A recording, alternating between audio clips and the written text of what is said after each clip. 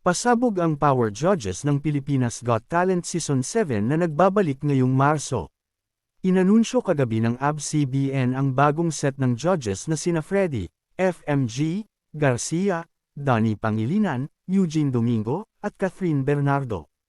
Sa pananaw ni Eugene, perfect ang grupo nilang kumilatis at isulong ang Filipino talent. FMG is the authority. I add the fun. Catherine is the heart. And Donnie represents the young generation, sabi niya. Isang bagong hamon naman para kay Catherine ang maging judge ng PGT.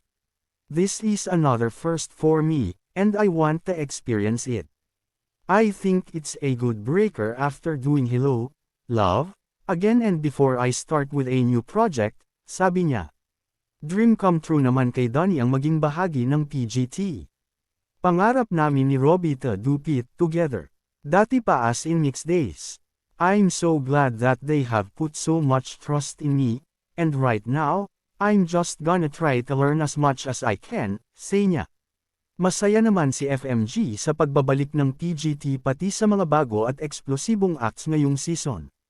It feels so good because it's been so long.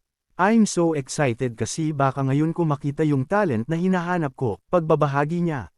Samantala, magsasanib puwersa naman ang well-loved hosts at power duo na sina Robbie Domingo at Melay Cantiveros bilang bagong hosts ng PGT. Bilang hosts ng 7th season ng show, pakikinggan nila ang mga nakakaantig na kwento ng contestants at mamamangha sa bagong at eksplosibong talents na matutunghayan nila kasama ang viewers.